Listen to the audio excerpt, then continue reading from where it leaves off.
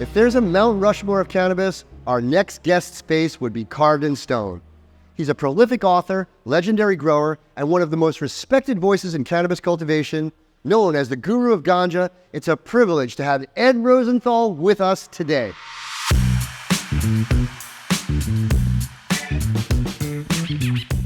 Well, everybody, we have an extremely esteemed guest here and a very old friend of mine, of course, Ed Rosenthal.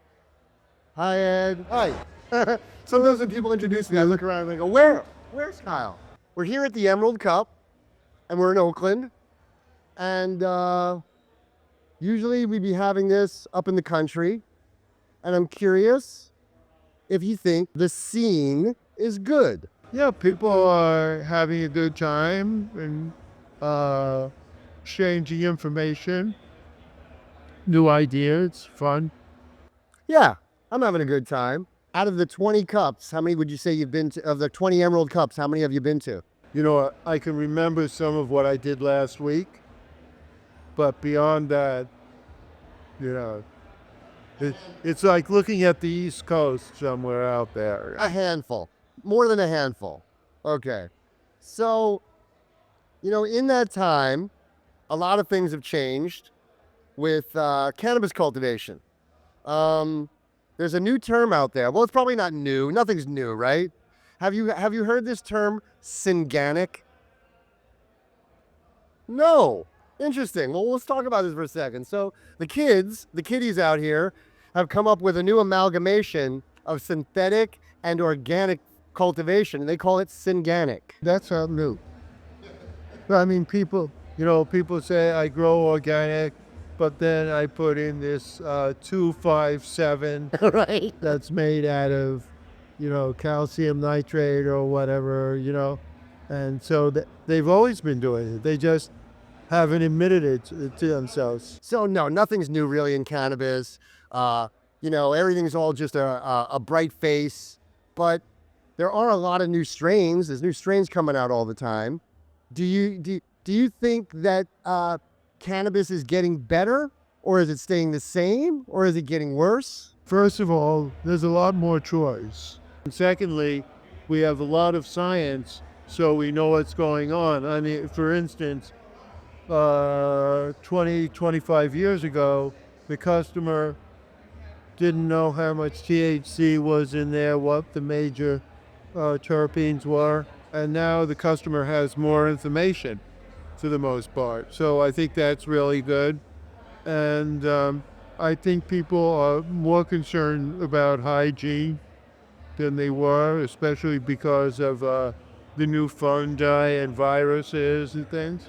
I have nothing about negative necessarily about people growing a lot at one time, what people would say is mass cultivation, as long as they give the plants the conditions that the plants really love, and they cater to the plants and use all their expertise to do the best thing for the plants. And also, I think there are new techniques of growing that make it better for the cultivator too, because they can harvest. They don't have to harvest seasonally. For instance, with autoflowers, they could harvest throughout the season. So I think everything's getting better, both for the consumer and as far as cultivation is concerned. So in your decades, I'm not going to put a year on it because I'll just be wrong. I've been in this for over 3 years now. 3 years, 30. He means 30. 3, 30, yeah. Over 3. So, you're known to the world as being an educator, something a little bit of what I do. Over the years that you've been writing all these books that you've been writing and teaching people and educating, has your approach to educating or teaching people changed at all over the years? I think I'm more direct. Don't beat around the bush? I'm just more direct. I think sometimes you don't need a lot of words to get your thought across. Okay, I see what you mean. Simple, direct answers as opposed to trying to describe the whole process. Well, even if I'm describing the whole process, what I'm trying to do it in such a way people aren't put off by jargon or by some assumption that they have prior knowledge. Keeping it direct works better for the listener. I often have said, and it's even I even got it to say it in print, that I believe that every human can somehow benefit from the cannabis plant. Do you think that everybody should smoke cannabis? No, No. but I think if people don't like it, don't like the feeling, some reason have some sort of negative effect on them, then they shouldn't use it Do you think everyone should try it? if they want to. Okay. My big thing is everybody should be allowed to use it. Not that everybody should use it, but everybody should have the choice as to whether they want to use it or not. You can be an advocate without being a pusher, right? I know people who really love cannabis, but can't use it because they get physically ill from it. Yeah. So they shouldn't use it. Yeah, I do too. I know some people who are extremely passionate about the plant and they don't use it, and I have a hard time completely relating to that. But everybody has a right. I think most people can pretty quickly figure out for themselves if smoking marijuana is for them. You know, um, it's the other things, where like maybe ingesting a little bit of it or things like that, I think is much less subjective, and that, you know, I sometimes try to suggest to people that they try eating a little bit when they say that they don't enjoy smoking it, because it's not going to hurt them. They can still say, "Oh, I've tried it and I don't like it." But if you haven't tried it, so I was just curious if you encourage people that haven't tried it, like maybe for sleep or things like that. Do you encourage people to try it if they haven't tried it before? I don't care whether somebody uses marijuana or not. Doesn't make any difference to me. Right. But you are passionate about people growing it. Well, You I still don't only think want them to do it if they I don't want them think to. right. A lot of people don't want to grow it. They'd rather get it some other way.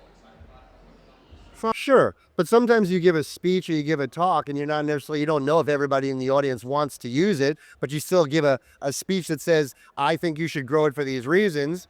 And sometimes it might be appropriate. You meet somebody who has a mother or a father or a grandfather who has an ailment, and you would never recommend that they should. I might say, well, perhaps you should try this. Right. But if they say, oh no, I don't want to use it, I'm I'm through with arguing with people. Of course. I, But I, I didn't mean but I that. will tell you one thing that what you have to warn people is that using marijuana may not be addictive, but growing it is. Because I know any number of people who used to use marijuana but continue to grow it. Right. Right. One person I know is growing it for his children.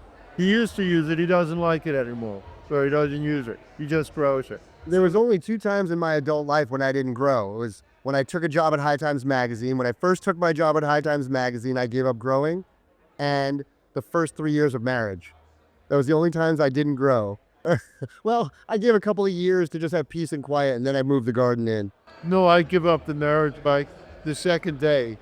So I think we're going to get an annulment now. Okay, so we're learning where the passion really lies here. Well, I wouldn't want to have as a partner somebody who doesn't appreciate pot. Oh, she smoked my weed. I just didn't find a good place in the house for it yet. What? She smokes my weed, Susie. We just hadn't found a good place in the house to grow it yet. So that took a little while. You're in LA, right? Say what? You're in LA, right? Yeah. You have great Thai restaurants there. Yeah. Pull out the kitchen appliances. I mean, It is almost more important than cooking, right? think about it.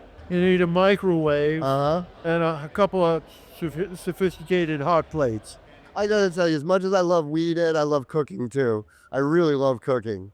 So, you and Jane you have to come down sometime. We're excellent cooks. because we know exactly how to use a microwave. Look, look, it's like this. Here, let me take that from her. No, no, it's like this. Let's say you needed a medical operation. Would you do it yourself? No? You'd go to somebody who's professional Sure. and trained and all that. Sure. Why would you have an amateur cooking? You see, Look, I agree with you when it comes to plumbing, when it comes to fixing the toilet, when it comes to certain, house repairs.